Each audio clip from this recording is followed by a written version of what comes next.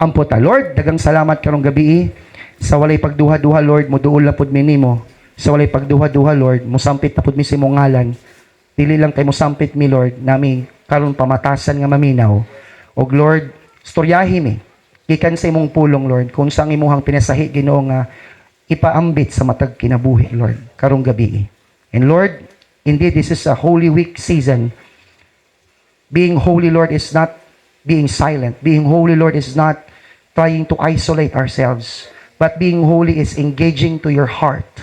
Being holy, oh God, is determining how to set apart ourselves for the rest of how the world will corrupt us. So today, we choose to abide in you. We choose to once again open our hearts. Lord, gumawa ka ng mas mahigit pa sa ginawa mo before. So today, hindi namin papayagan, Lord, na walang mangyari sa amin. The determination of the result of your people will once again be based on their expectation. So today, we increase our hope. We increase our expectation. Today, God, we open not just our mind, but including our heart. We want to receive fully from the heaven today. Thank you for once again meeting every faith. In Jesus' name. Amen and amen. We are now in our new focus. Our new focus, kapatid, is you're built for this. Everybody say, you're built for this. Parang wala, hindi kayo excited, mga anak. Amen? Tagay po, woo! Ano ba? Niya pamilito sa Bible verse. Excited lang kayo because, every time I ask the Lord, every time I begin to, engage myself in meditation of God's Word, I always filter everything. I always try to, Lord, is this really the way you want to speak to your people? Because I don't want to just base my preaching on the circumstances. I don't want to base my preaching on how I feel, how things are working out, in our family. But I want to base on what is the basis of God's heart. What is the basis of heaven?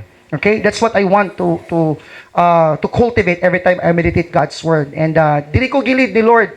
And this whole 4 weeks of pag-uusapan natin na you're built for this. Kasi naniniwala ko, mahirap naman talaga ang buhay. Okay? Walang exception yan. Hindi porket may pera ka sa bank account mo, hindi porket ang talino mo, hindi porket may skills ka na hindi ka na mahihirapan. Mahirap po ang buhay. Challenging ho ang buhay. In fact, ang buhay is really, as you can see, it will throw really left and right the mga unexpected circumstances. And that's beyond you. That's beyond your control. And that is why, even though how hard life is, I want to teach every single disciple to stand in the hardship seasons. In the season na kahit mahirap, kahit may challenges, kahit hindi mo maintindihan sa karami-rami ng tao, bakit anak ko ang may sakit? Bakit ako may 20 pesos na pera? Bakit ganito ako mag-isip? Bakit napaka-disobedient ko? Bakit pag ang parents ko, iba ang treatment sa akin? So tingnan mo, those are the hardship seasons of life. But I believe that's not the real problem, because life is gonna be hard. And by the way, it's gonna be harder as you go through. As long as you live, it's gonna be a stressful life. Huwag kang mag-expect na buhay ka na hindi magiging stress. Kahit bakit nga buhay ka? So ngayon, ang real problem is hindi how hard life is. The problem today is how you will stand. Do you know how to stand? Do you have the strength in the season of your life? Kasi seasons yan eh. Amen? May seasons ka ng planting, may seasons ka na reaping. Sometimes may season ka na hindi mo alam. Bakit parang silent ang buhay? So, paano natin gagawin ang buhay natin? That's why ito yung series natin. You're built for this. Can you say it with me? I'm built for this.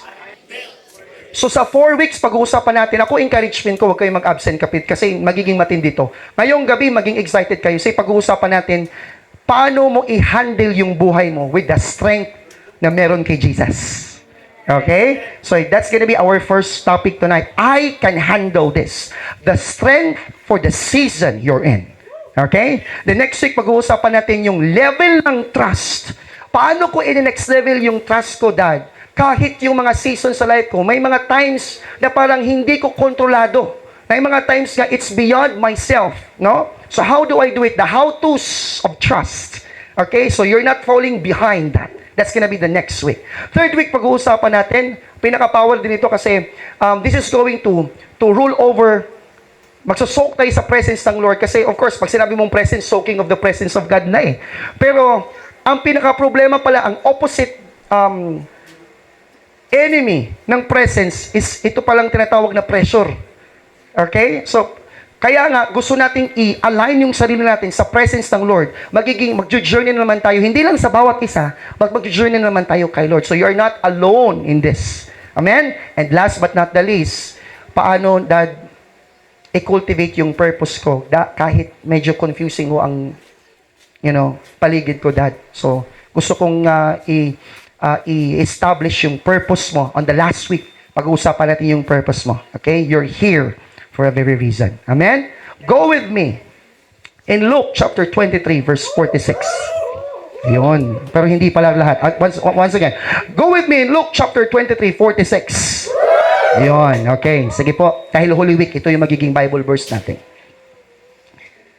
Jesus called out with a loud voice. So expected na, loud voice. Hindi ko na ilaloud, baka kasi mahinga na masyado. Imagine nyo na lang. Father, into your hands, I commit my spirit. This is where Jesus is about to die. Welcome to Black Saturday. Kasi patay na si Jesus, di ba? Pero hindi tayo, we are not moved because we know that God also raised, He's risen, and He is alive forevermore. But I want to capitalize this verse to the extent that how we're going to integrate it with our topic. It's because this is very powerful. The moment I begin to meditate this little by little as I begin to go through aning a verse, ang tibok context ani, si Lord hapit na siya mamatay. Actually, na siya 7 last words. Pero sa 7 last words, ang pinaka-last na word niya. Ana siya, Father, duol siya siyang amahan. Akong ginatugyan sa imong amahan, ang ako ang spirito. And that's it. He died. Okay? Now, I want you to look at this. As you notice, the last words of Jesus are not the last words of pain. If you're going to look at the verse, Father, into your hands I commit my spirit. That's not a last word of trying to rebut something and explain. If I'm going to be the shoes of Jesus, and I felt that this is the most crucial pain, by the way. You're about to die. Sabi ng Bible, si Jesus daw, he died with a broken heart. Oo. He died with buot pasabot, historically basis. Sa una, dili si Jesus gyud ang pinakauna na lansang sa krus. Kung tanawon mo ang facts, kung tanawon mo ang history, ang death penalty sa Roman Empire before is ilansang ka sa krus, ang tawagan na crucifixion. Karon na tong death penalty, kung ibalik sa ato ang government ang death penalty, electrocute ka sa isa ka chair until makurugura ka, mamatay ka. That's how they do death here in our country. Pero before in the Roman Empire, ang death penalty nila is crucifixion. Dili si Jesus sa pinakauna gilansang. Pero ang pinaka-special lang kay Jesus, because before siya gilansang, gikatay sa si Jesus. Giagi siya torture. The expert says, hapit na makita na iyang organ sa lawas. Nga naka-worse ang nahitabo ka Jesus. Ang iyang backbone, ang iyang ribs, makita niya, almost yung organ mo gawas na tungod sa grabe nga katay siya. Of course, paguman, gilansang na siya. Pero ang kasagaran reason, nga nung mamatay siya sa cross, dili tungod kay grabe ang torture. Mamatay ka sa cross, it's because nag-apas kasi mong hangin. That's why Jesus died on a broken heart. Okay? Dili kilalim ang gibitay gamit ang pako nga gibutang si mong duha ka kamot ug si mong duha sa tiil nimo. Nag-apas ka sa hangin, ana. Are you listening to me? Nakita na ko na ang last words ni Jesus was that a last word of pain? Is that a last word of the people who's accusing him? No. In fact, it's not a last word of how he go through the situation. Pwede mo last words naman good. Kung ako, I don't know ha. I've been hearing people, labi na pag nasa ICU, mga last words, ang akong mga katigoy nun, asa ang akong mga anak, asa ang mga ingani. Usually ang last words is sa kataong mamatay. Gusto nila, ang yang gibuhat lahi. The last words of Jesus was, it's actually about placing himself to something, to a place wherein he wanted not just to hold on of everything, but he wants to release himself to his Father in heaven. Now, I begin to realize, I begin to understand this na. This changes how the way I understand strength. Kasi ang strength pala na-realize ko, Ang strength is hindi mo kailangan i-hold lahat sa buhay mo pala. The real strength, listen, ang real strength ni Jesus, Father, into your hands, I commit my spirit. Real strength na is choosing a place wherein you can position yourself. And that is what it means to release yourself. Hindi mo kailangan i-hold lahat sa buhay mo. Do you understand? Ang imong magong brain, listen to me. Kamulo ba ka imong brain? Naka-wire daan imong brain na kapag you feel unsafe, you feel challenged, you feel like it's very uncomfortable, ang imong brain, it will automatically roll over. I want you to take hold of this. I want you to drive this. I want you to, to really take over, to control things. Mo na imong brain naka-wire sa ana. Mo lang gusto nimo nga pag kabalo ka unsa ang dagan, asa padulong ang process, asa padulong ang katikaran sa imong kinabuhi kasi ana naka-wire imong brain ana. Pero si Lord lahi siya na. He did the same exact opposite. In the most crucial and painful moments of Jesus, na-realize na ko na ang tinuod ay nakusog is choosing to let go and release. Hallelujah. Gusto na unsa na ko i-unlearn o i-break na kung unsa kapag tudlo sa kusog. Okay? Today, nakipaanap ko na sa ko anak. Kaya mo refin na ko maligo na ko na. Oo, lisod di magwali na. Maluoy ka.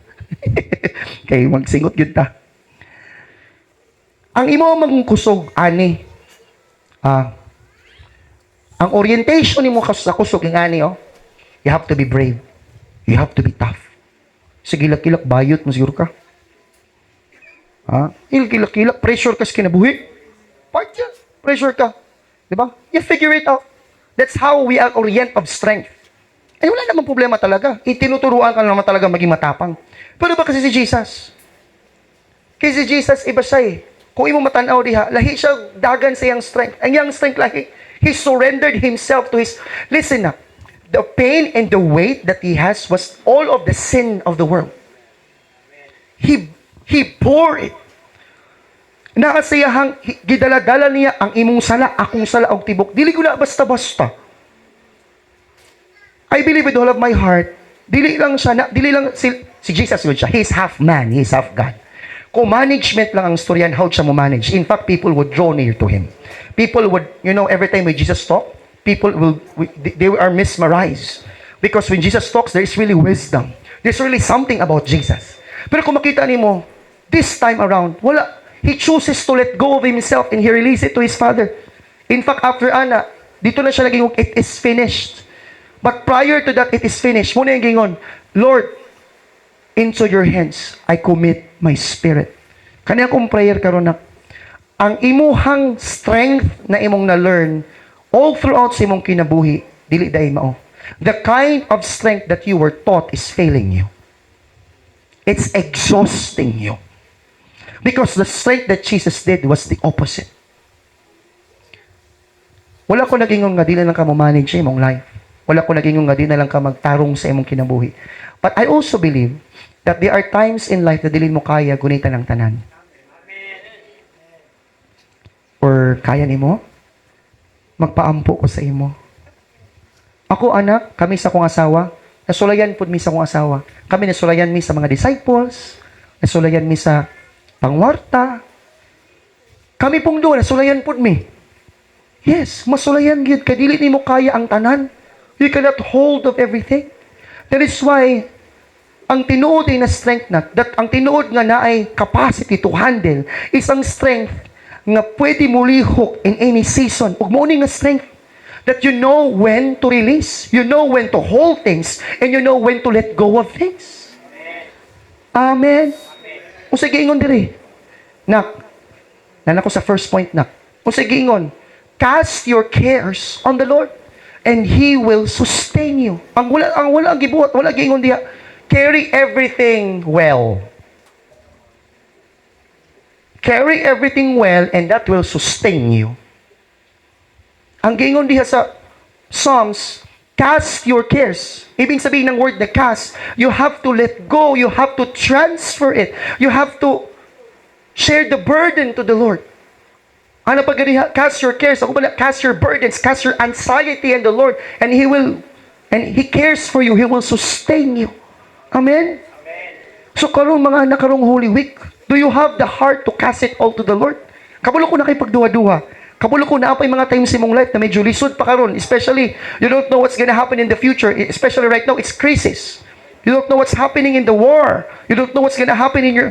Do you know? Do you really believe that your work is gonna be stable forever? Are you sure? Do you have that capacity? Kasi nasa government ako dad. Hindi mo din alam yan.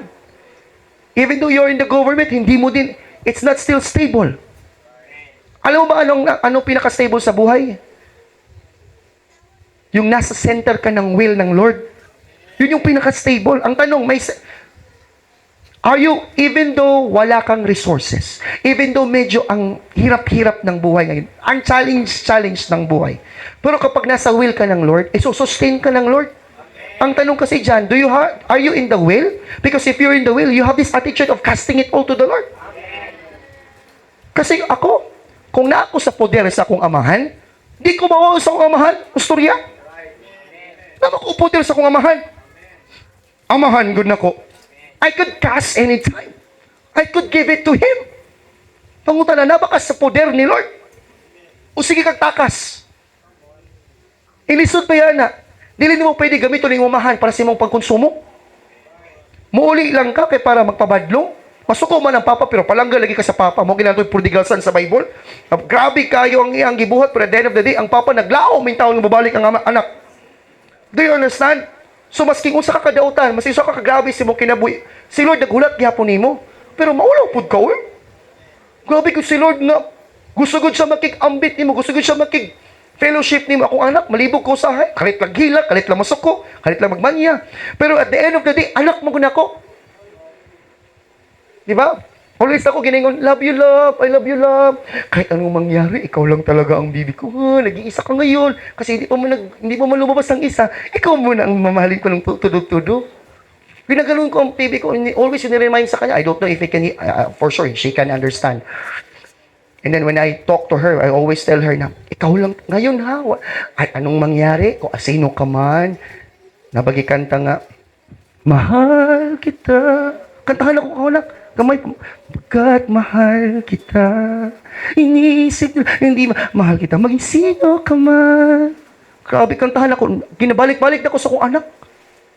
Na-love na ko siya, masing kiusa pa siya, masing magbugay-bugay ka, kabulo ko magbugay-bugay, man yun eh. Kay nature, man yun sa tao nga magbugay-bugay ka, pero palanggaon ta ka na, kay anak magudta ka. Muna, na siya confidence sana nga, palangga ko ni daddy, I can cast it all unto the Lord. See, ang bata, kabalo mo release. Kabalo ka stress kasi mong life because you don't know how to release unto the Lord. You are trying to manage things well because you are trying to own your life and that's why you're stressed. Hallelujah. Una kami nga mga pastor, lahimik kalipay level. Kaya na, dili na mo, yes, tuod, gunit na mo ang mga disciple tanan. Tinuod, ang mga tao, magsig-share og mga problema sa mo. Kami man ang daganag problema. Kung sakit, diba? Pag sakit, doktor. Oh. Pag utang, bangko. Dili na mo, takas naman. Pero pag mga problema, pastor man ang daganan, no, mo nag-warm sa kong asawa. Ang ako anak, naging ani pa ampo, may pastor. Anig, daganan, pastor. Do you understand? Pero lahimi yung kalipay, lahimig level. Kay kabalo mami, how to cast it all unto the Lord. Muna matingala ka, bidi ikaw lang pastor, kay suod mo ni. Ganong anak man ang ninyo ang always, nga, treatment na mo kay suod mo ni Lord. Kapwede man nung tapol makiksuod po mo. It's the issue of casting. Do you understand? So kapag kabalo ka, i-imagine ko ni mong kagalingon nga, magdala ka og bag, kanang backpack na grabe, dinala mo na diha. Ako na-remember na ko sa una tong bata pa ko nga, nausong man ng bag na kanang guyod-guyod. Pag nakaguyod-guyod na bag, social na ka. Anak ko sa kong papa, pa, nagod ka ng guyod-guyod. Gusto ko guyod-guyod na bag, kay social man kay guyod-guyod na bag. Palangga man sa papa, gipalitan sa papa guyod-guyod. Ingaw kay ko guyod-guyod na. Guyod-guyod, dila ka mo. Kupod, guyod-guyod po ko. Ako'y taw-taw, na naman po nang nauso na po ng guyod-guyod nga pwede i-backpack, pwede po di guyod-guyod. Agoy, di man, maguyod naman ni. Ko pa, palitin na po ko katong duwa sa pa, pwede sa ibakpak, pwede po sa ikuyod. Umay na lang akong papakay. Di ko syanti man to, palangga lagi.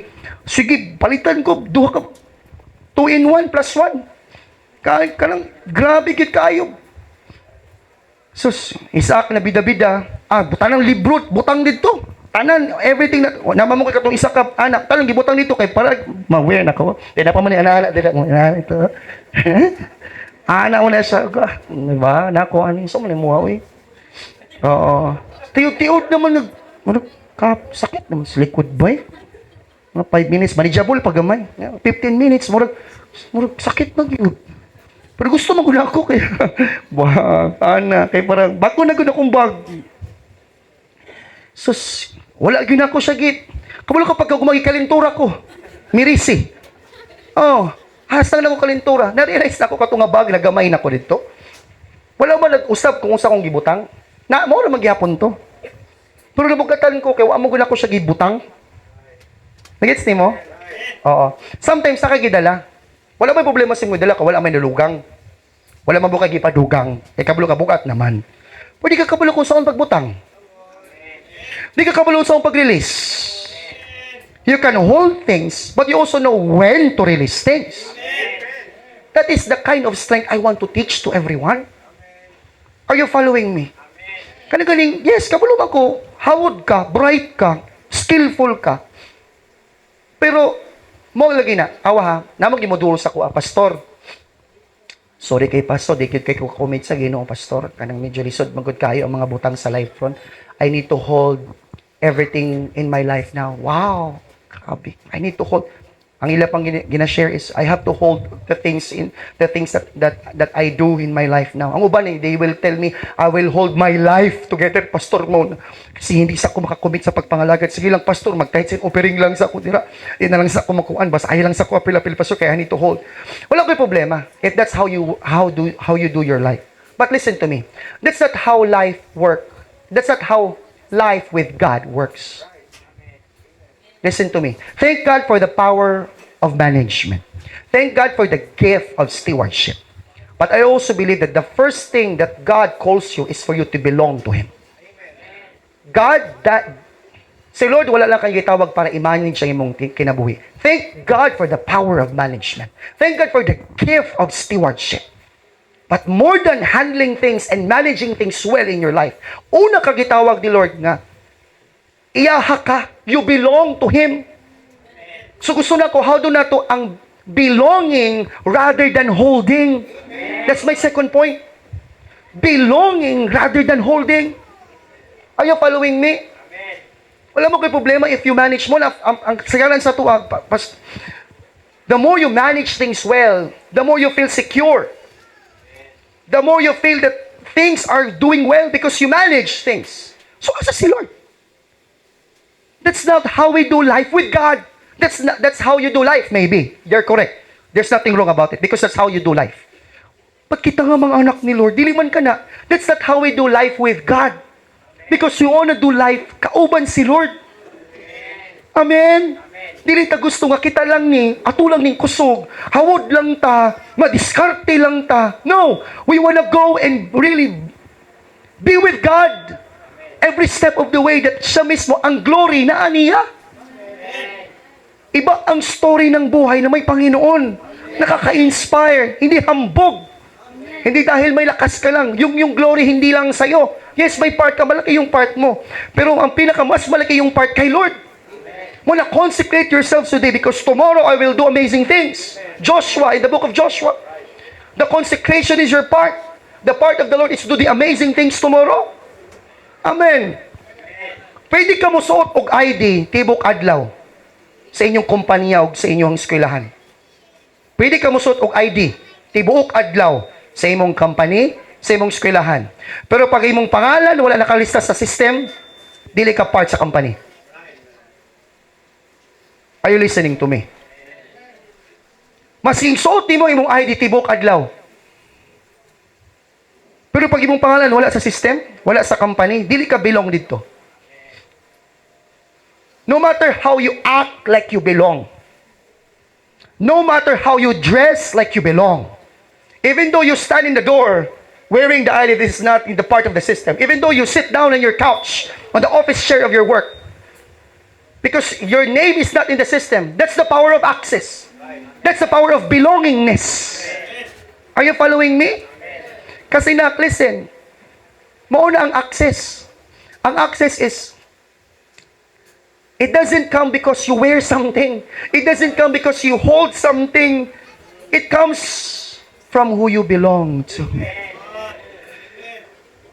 Hallelujah. Ang pangutana, kay Lord, magyug ka. Awanak, Romans. If we live for the Lord. Ito na ho, ang hindi mo gusto, pero tingnan mo ang sinabi ng Romans. And if we die for the Lord. So, either whether we live or die, wala pa ka namatay. Buhi pa ka. Last na ng death. Buhi pa man ka. Magpasakop na sa Ginoo. Amen. Ayaw na pagduha-duha. Do you understand? You belong to the Lord. You belong to Him rather than holding ang uban sa to. Gina-challenge ron sa kalibutan. Oh, gina-challenge ka niya kung saan pag-respond sa crisis. Gina-challenge ka na lang, di ba? Naimang opportunities nga mag-change ka o ani, na pwede pa ka mag-open o ani, kabulo ka nga, di ba? I believe the Lord is going to bless you man in any ways, especially kapag si Lord yun yung unahon. Pero naapoy mga blessing na kanang gusto na imong kamot ang mulihok. Wala po na yung problema, pero you have also to narrow down. Kasi ang atong goal, dili lang to hold the things that we have in our lives, but to submit to the Lord, to allow the Lord to work in our lives. Muna, pag mo challenge ka, dito na lang tapuyo samal, kaya para, di ba, dito na mo kumuskwela, later pa ko, ayog sugot ala. Do you understand? Pabilin ka diri. Ilaban, you belong. Are you following me? Di ba?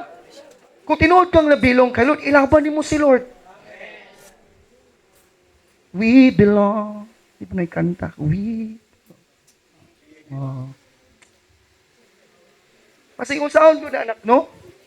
Dili ko ni mo na kinahanglan ikinto, dili mo na kinahanglan na i-prove si mong kagalingon. Kusang loob na kasi part ako nito eh. Bilong ako nito eh. Hindi mo na kailangan sabihan niya. Amen. Done deal na yan. Alam mo, dito ako mag-grow. Dili ko mo dasig. Dili ko makita na kuha ko ang sariling kaning tawhanan ni mo, ano yung makapasharpen sa kuha. I feel it in my spirit. There's belongingness. Are you listening to me? So today, my heart, I know you want to hold things, you want to manage things well.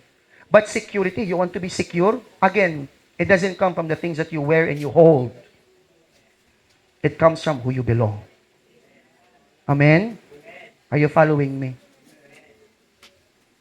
Kay mo maguni, dirita kasagaran mahulog na. Naggusto na nato i-manage ang tanan na makalimot na ba? Number one, si Lord Manday, naamanday siya. Amen? Muna karong Holy Week, gitudluan kita ni Lord. Not the strength that I have is not the strength that you were taught to. Because the strength that is the strength that I'm teaching you not to hold everything together. But to choose where to place yourself. Si Jesus na, Father, into your hands I commit my spirit. Giputang ni Jesus ang iyahang kaugalingon sa kamot sa iyang amahan. That's His place. That's His position. That's why you don't need to prove anything. You don't need to tell to other people like, hey, you don't need to sustain everything. You don't need to prove anything. When you belong, you have the access. When you belong, you have the covering. When you belong, you have the place. Tatlong bagay, kapatid, na makukuha mo pag belong ka kay Lord. Number one, may access ka kasi belong ka eh. All the time you have the access to really makapahungaw ka sa Ginoo. Ikaduha, ika-cover ka ng Lord na ay covering, na ay security, na ay di ba, dili ka maunsa. Ikatulo, tagaan ka ni Lord og platform na mas mo shine, na maipakita nimo ang glory sa uban. Tulo ka butang pag-truly belong to the Lord. You have the access, the covering, in the place or the platform. So that's why you don't have to prove. You don't have to sustain. Muna, ang kasagaran sa ito, anak, we become the sustainer.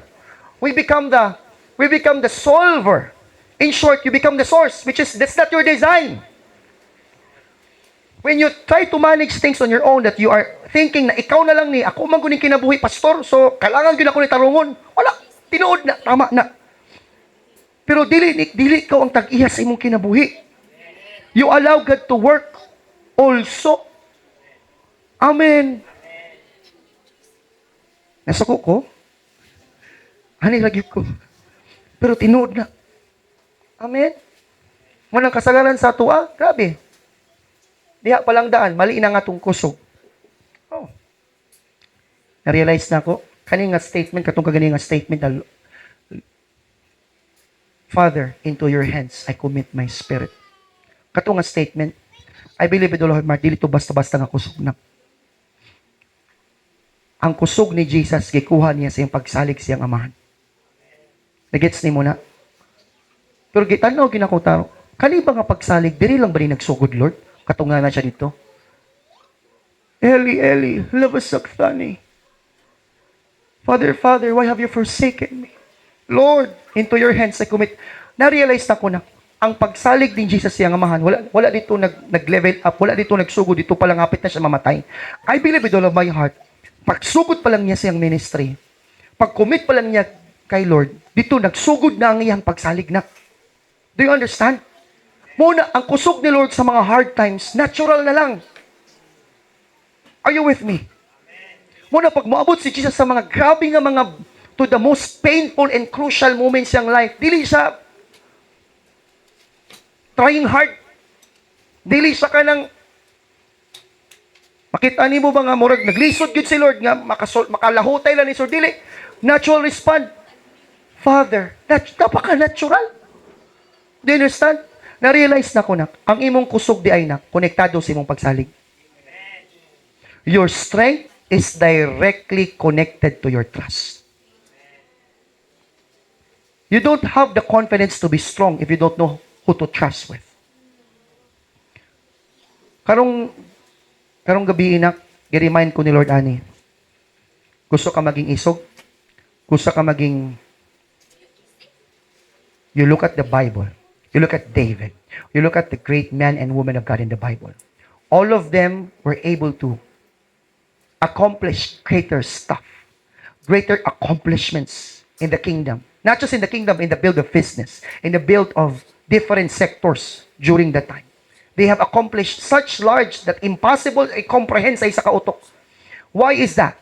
Because all of them trusted. Na-realize na ko na, your greatest strength comes from your greatest trust. How great is your trust? That's how great is your strength. That's not, sorry, but I will not tell this. Hindi ho nakadepend sa greatest management. Yung greatest mo na strength, hindi sa greatest management mo, kapatid. Nasa greatest trust mo kay Lord. Are you with me? Today, gaano ka fully dedicated kay Lord? Gaano ka fully sasabihin mo nga, Lord, even in this season, gusto kong maniwala at gusto kong ibigay. Gusto kong sometimes kasi hindi natin gusto yung trust kasi nasaktan na kasi tayo. Pero ang gusto ko lang sanang maintindihan ng bawat isa. Alam mo ba, grabe yung sakit at issue trust ni Jesus sa kanyang mga disciple. I don't want to mention Judas, number 1. I also don't want to mention Peter, who denied Jesus 3 times. Now, tell me how crucial is for Jesus to trust with people. But Jesus is not biased. Hindi niya gustong ibigay yung na-experience niya at gusto niyang i-generalize lahat sa mga disciples at sa ibang taong pupunta sa Kanya. Kung wag ka maging bias, may mga tao na fail yung trust nila sa'yo. Pero hindi naman deserve ng ibang tao na hindi ka na mag-trust sa Kanya dahil may isang tao na nawala yung trust mo sa Kanya. Hindi naman bias, hindi naman fair yan. Diba? Hindi na ako magta-trust. Oo. Alam ko, it's not given, it's earned. Alam ko, talagang you're going to do something about it so that you can gain the trust of a person. But, again, at the end of the day, nasa iyo eh. Huwag mong masyadong i-bias. Huwag mong masyadong igawing big deal. Yung trust ng iba, na pasok nila, na fail nila, na pwedeng yung ibang tao sana, pwedeng i-gain back yan para sa'yo. Especially si Lord. Amen. Diba? May mga times, sana sabihin, oh, He is the same yesterday, today, and forever. Asa man dito, wala man siya gatubag sa kuha. Asa man dito si Lord, to mga panahon na grabe na ko. Do you understand? Are you sure? Or akong ibali ng pangutana, asa ka sa mga times nga silent si Lord kapag ginatudluan ka niya how to stand in the season of hardship. You don't get that. You're always asking, where God in the season of hardship? My question, where also you in the season that you are, God is teaching you how to stand in the season of hardship. Kasi tayong lahat na, gusto ko ang mga disciple ng Reflectors, hindi lang tayo maingay dahil ang lakas mag-praise and worship. Hindi ko gusto maingay lang tayo dahil napakadali niyong mag-share sa Facebook. Gusto ko maingay tayo. We are known to be the people whose trust to the Lord is our greatest strength. Itong disciple na to, ibang klase ang strength niyan. Puno ng trust yan kay Lord. Lahat ng iba mo yan, di ba? Kasi may dalawang tao, ang isang tao pwede, Pastor, hindi ko na kaya ang buhay. Ang lisod na, hindi ko na alam ang gagawin. Pwede nilang isang tao, Pastor, ang hirap na ng buhay.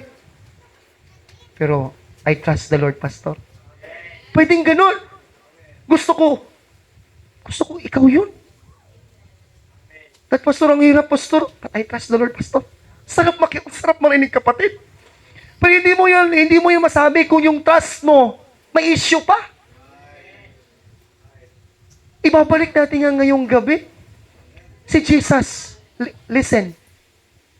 Yung sinabi niya sa mga disciple niya that I will come back after 3 days, ginawa ni Jesus. He rose from the dead. He made it. Wala kang dapat ibatong trust issue kay Lord. In the very beginning, hindi ka palang, sabi pa nga ng Lord in Jeremiah, I knew you before you were formed. I know you. I set you apart. Are you following me? No, it's not just a bumbling of words for you to have a good feeling right now. But trust is not a feeling. Trust is choosing to surrender. Surrender is not just how to, for the sake lang of, Lord, I surrender. Alam mo ang surrender? It's coming back to where you belong. That's surrender. Mubalik ka kung asa ka, Lord. Imo manggug ko, Lord. Gitawag gug ko ni mo ani. Lord, di ba, nagstorya ta kanong gibutan ko ni mo ani nga company. Lord, nga di ba, nagstorya ta kanong nakuha ning Davao. Kanong Lord, iabot ko aning si Kuya K. James, Lord. Kanong niabot ko, Lord, kay Pastor Isaac, Lord. Hallelujah. Amen. Nganong Lord, do you understand? Anong ni-apple ko, Lord, nag-serve ko, Lord, nagsabot ato, Lord. Grabe nga trust. Igsuon. Amen? So today, mga anak, the first thing that you are built is the strength, not of performance. A strength, not of good words and pleasures of mouth, but the strength of trust. Pwede ba ka mo salig kay Lord? Salig na imong mahimong kusog. Ayaw ka kasabot. Kanaging salig na, Lord, kabulo ka, Pastor, dili akong kusog. Salig lang yun ko sa Ginoo. Lisod, Pastor, wala ko kasabot, mag-fail ko, salig lang ko. It's not faith, it's trust. Faith and trust is opposite. You believe that He exists, but do you really trust? Trust is full dependence.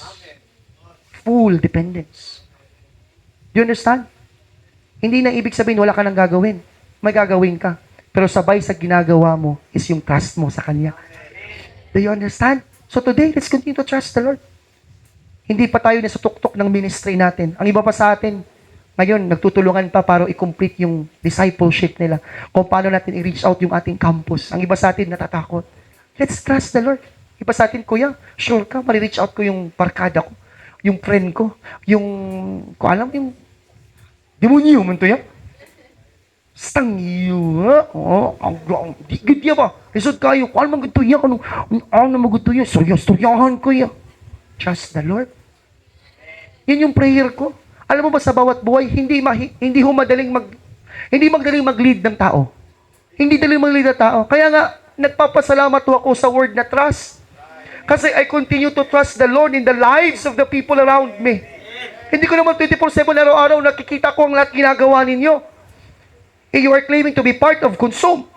You are claiming to be part of Reflectors and Transformers. You're part of CLC. You are part of the ministry that has bestowed upon Bishop Hurley Montes and Mama Nelly Montes. Hindi naman sila 24/7 nakatingin sa'yo kung ano pinagagawa mo. Hinoon, di naman po talang kabulog sa LC. Di ba man tulong tabag kaila sa itong mga pastor? But again, at the end of the day, ginasiligan mo na mo sa Ginoo. Una, dili ko musalig nimo kaya mo ko salig siyawa. Pero musalig ko sa Ginoo sa imong kinabuhi. Mauna, sabay sa mong pagsalig, saligi po si Lord na God, I know I have this weakness. Lord, I have these loopholes, hindrances, challenges, hardships. But it could not define the strength of my trust in you. Hallelujah. Amen? Alam mo ba, every time we lift our hands, this is a sign of trust. Every time you sleep during at night, hindi mo na alam kung saan ka papunta. That is the full sign of trust. Kasi hindi mo naman talaga alam eh. Kaya natutulog kasi you're fully dependent. Pero hindi mo na alam. Tulog ka, you are vulnerable, by the way.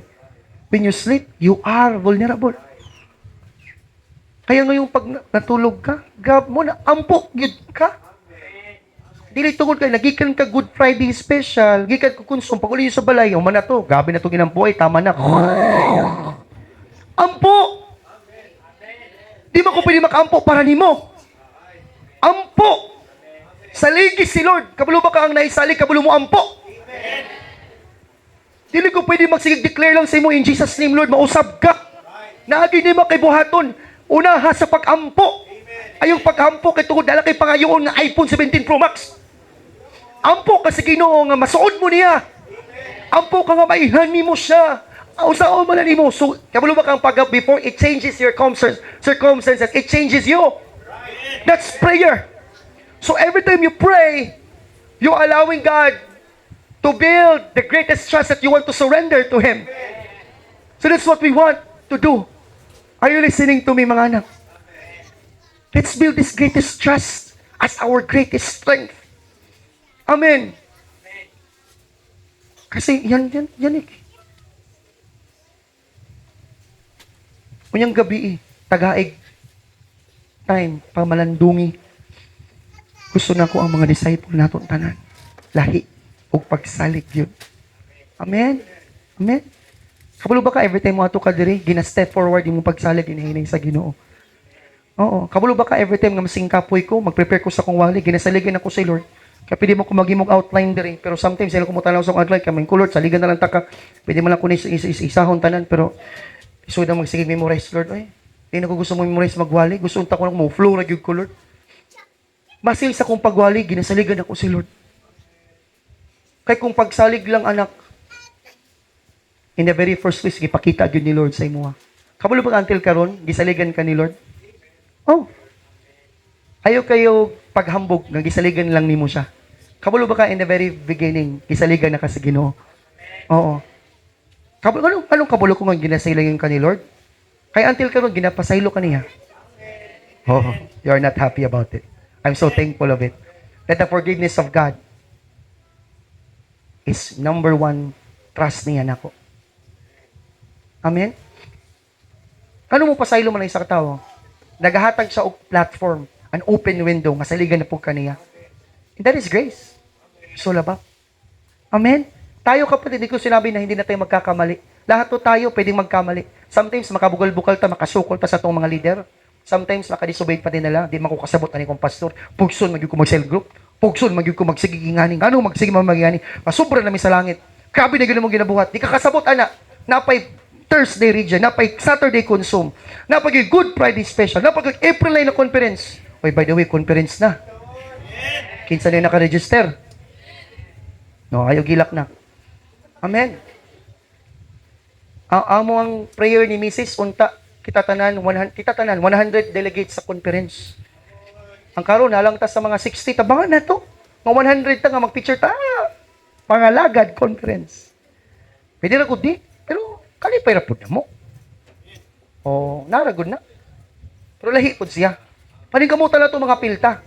Amen. Amen. Dapat listen. Pila na ka 400 imong gi-register imong kinabuhi, wala na bago. Gilibang lang magay nimo sa Jollibee. Giload lang magay nimo sa kabulan. Kadi pa nga pwede mabago pa imong kinabuhi. Sa man ni pastor gi-brainwash na pud ko nimo. Dili tinuod ba na? What causes you to stop growing in the Lord? What causes you not to really? Kasi this is what we are built for. The strength to endure, the strength to sacrifice, the strength to put God no matter what. Kasi God put Himself on the first line and we ought to do the same thing, mga anak. Amen.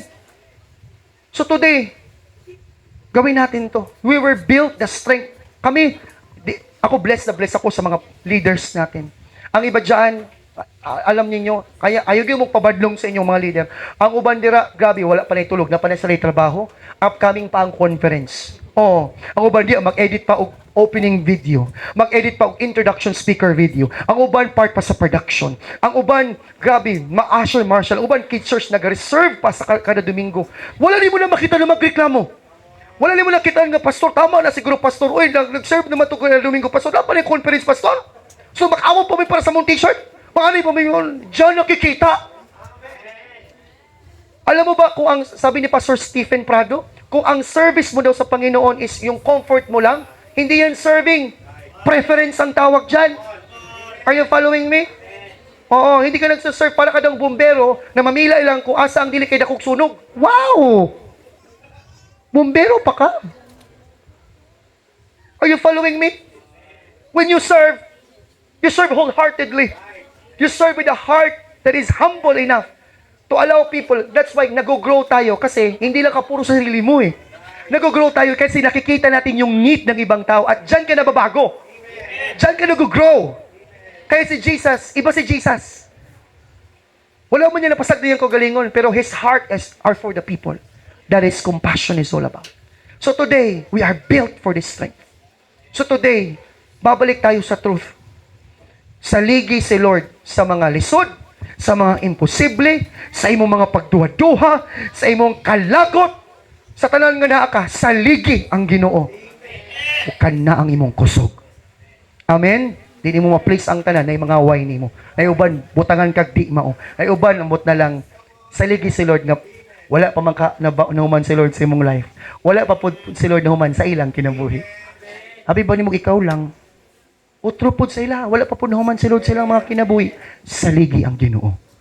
Amen? Ayaw na tagay. Siya mo pa siya. Tama na. Let's trust the Lord. You work on your life. You look at your life. And let's try to build things up unto the Lord. Amen. That's what we want. That's what we want to see. Ourselves fully dedicated to the Lord. Amen? Hallelujah. May natutunan tayo, anak? 3 bagay. I-unlearn mo yung strength na tinuro sa'yo, na nag-i-exhaust sa'yo at nag-fail sa'yo. Hindi mo kailangan maging tough. Hindi mo kailangan maging brave lang. Hindi ko sinabi, magloy-loy na lang ko, pastor. Dili.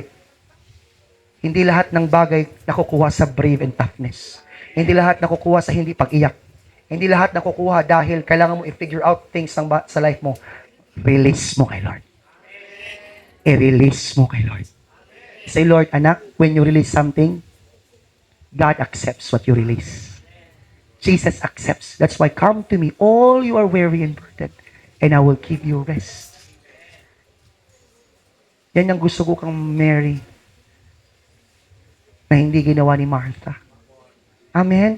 Sometimes kasi, ang ginagawa natin, Mary versus Martha. Mali! Hindi magkaaway si Mary at saka si Martha. Ang dapat ganito, Mary before Martha. Hindi man ibig sabihin na wala ka nang gagawin. Part yung pag-serve ka, magluto ka na si Jesus. Dagang giginambuhat, luto tahanan ka na si Jesus. Mary, ano siya makalikod-lingkod diha? Dili. Wala, si Jesus naman kundi. Dili sila magkaaway.